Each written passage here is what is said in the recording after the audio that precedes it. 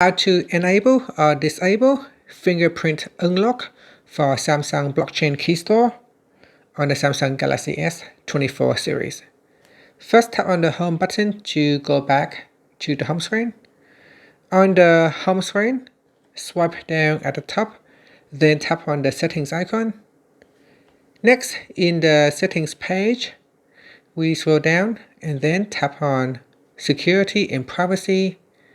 After that, we scroll down and tap on more security settings. Then tap on Samsung Blockchain Keystore. Now in here, tap on Use Fingerprint. Tap on the toggle button to switch it off or turn it on. When you turn it on, it says Use Fingerprint for Samsung Blockchain Keystore verification. So tap on Turn On if you want to use it.